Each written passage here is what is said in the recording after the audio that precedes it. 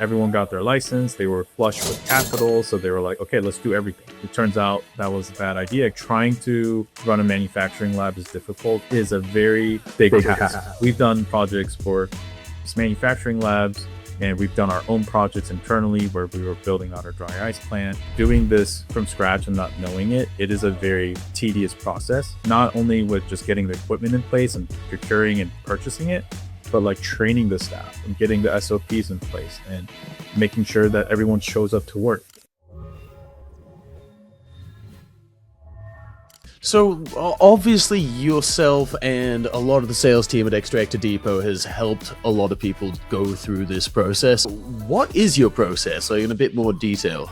Yeah, so we typically start with what we like to call like a 7-step process. So the first one being the discovery, where we kind of understand the client and what they're trying to accomplish with their business and what they actually need for their project. And then the next step is figuring out, okay, what is the actual roadmap for your entire project? And then after that, we go into the next third phase, which is getting the third-party professionals on board, whether it's the architects, mechanical engineers, the fire protection report, the engineers doing the peer reviews and the field verifications and things of that sort.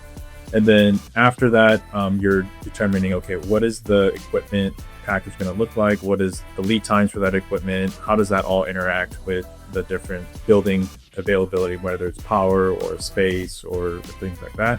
And then the next phase is the actual build out and installing, and the workers actually coming in and building out the plumbing and things like that. And then the last two phases are commissioning and training, making sure, the staff are trained and have the proper SOPs in place to really help run an efficient operation.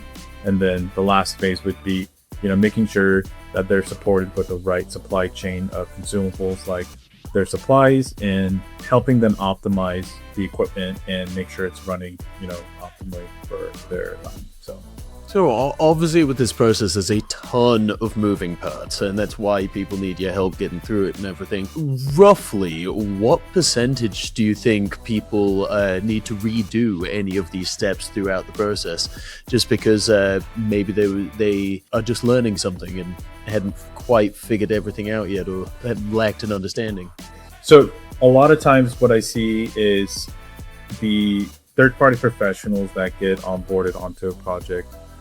For instance, like the architect, if they don't have a lot of experience with a manufacturing lab facility, then they can't really guide the client with a project in terms of what they need to do. And so making sure that the proper professionals that have the prior experience with these kind of facilities are really key to someone's success. And making sure, I think the planning side is probably the most important part of a project, making sure all the details are there, making sure that, the proper building is selected, making sure the building is built out to, the right code to allow for the type of hazardous processes that are going to go on in that facility is key. And so I think that's, one of the most important aspects is making sure, you have the proper people to kind of advise you along this route.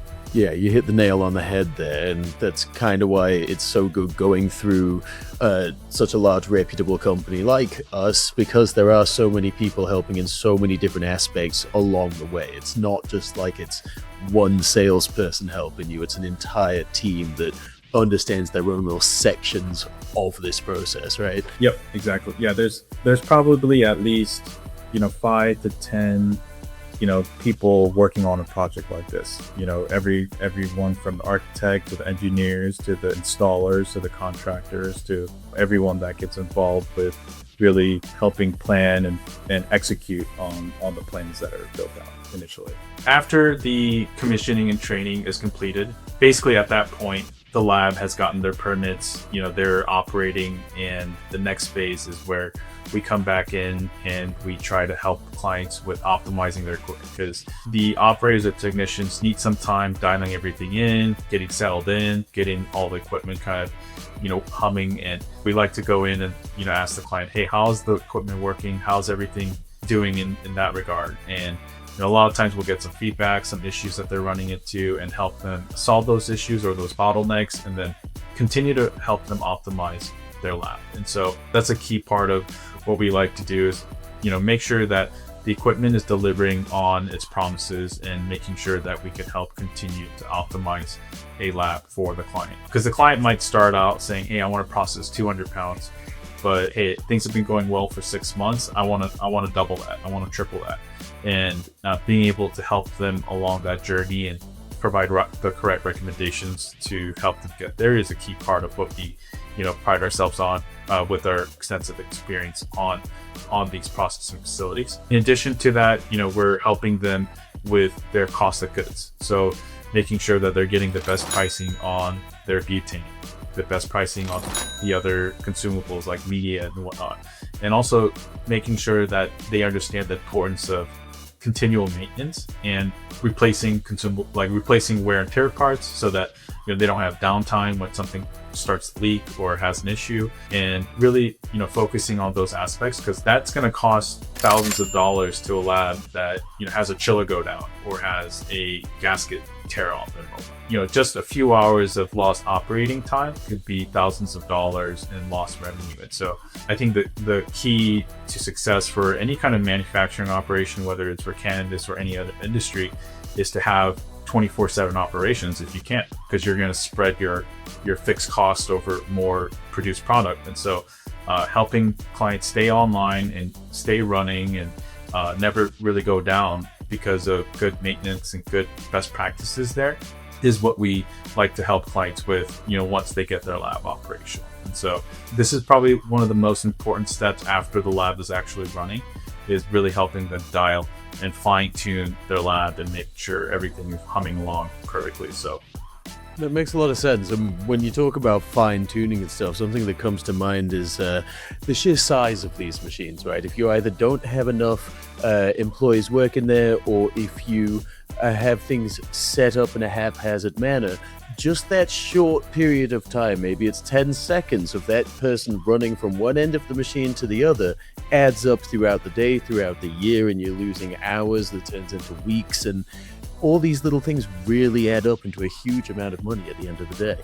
Exactly. Just a different step in how the equipment actually operates could increase or decrease efficiency by multiples percentages. And so I think it's really key in this step to really, make sure that the client is operating the equipment based on the SOPs that we recommend, but also confirming that they are, and observing and seeing, what kind of results are they getting, and what can we do to help them fine tune or continually improve that process. And so that's a key part of helping our clients be successful, is not just selling them equipment, but making sure that their business is successful by helping them fine tune these areas that you actually need hands-on experience to know how to fine tune this area. This is really, I think, where our expertise shines, is like, we're not just selling you butane or ice or extraction machine. We're providing expertise from start to finish,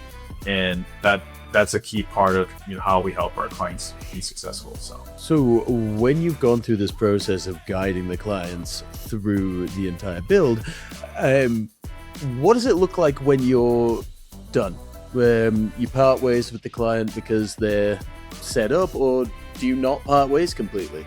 Well, I guess when we have a successful client in terms of they're operating and everything's coming along well, they're continually needing supplies, they're continually wanting to scale their operations, train new staff, and they're going to need annual engineering services and things like that. So we continue to be a long-term partner to the lab, and so we're not just selling a lab and then walking away. We're checking in on you, making sure that you guys are being successful and everything is working well, and making sure that things are running efficiently and whatnot. So it's a long-term relationship with a lab, making sure that we can support them when the equipment goes down, and making sure that we have replacement parts available when something fails. And so in addition, being able to help them with compliance as things are needed down the road. If they need to upgrade a piece of equipment in the C1D1 room, we can help them with the compliance aspect as well. And so being able to help them for the entire life of that business and not just be one-time sale and whatnot. So I know you guys have helped a ton of labs set up at this point. We've been around for over 10 years. Do you know roughly off the top of your head how many labs Extractor Depot has helped establish? Oh man, it's quite a bit. I would say in the very beginning, we didn't have this full suite of services that we offered. A lot of times people were just purchasing just the equipment. And so I would say over 20, 30 labs that we've helped actually start from start to finish. And I think as we've kind of learned the entire process as well, we've kind of fine-tuned what works best and whatnot. So making sure that we have a clear process internally to also duplicate, and for every single type of city or jurisdiction that we go into is something that we fine-tuned over the last 10 years. And so, I think there's been projects where we've had to learn along the way as well. We didn't start knowing everything in regards to how to build a lab. And so we've gone through this journey with our industry, kind of learning what it looks like to do this whole entire process as well. So yeah, I mean, that makes sense. The industry has evolved as Extractor Depot has as well. It's as time goes on, everything changes. So it makes sense things have modified.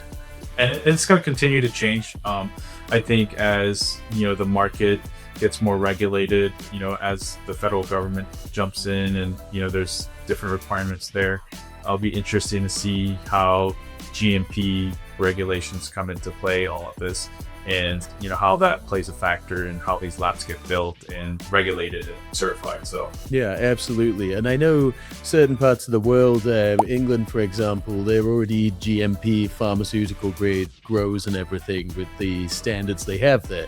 So like you said, when it's federally legal, it's going to happen. It's just a matter of time. It's interesting because like in Europe, like in Germany and whatnot, everything is already to those standards, like you're saying. While in the States, like it's not really, because a lot of it's like recreational and medical, but not on an FDA regulated basis. So it'll be interesting in the next couple of years as, regulations really change on the federal level, like what happens with the requirements for these labs, from phase 1 to phase 7, and the training required or the certifications required or the data tracking required during each step of this process. Yeah, I mean, there's going to be so much evolution through the whole thing. The federal government always has to mix things up a bit, don't they? Yep.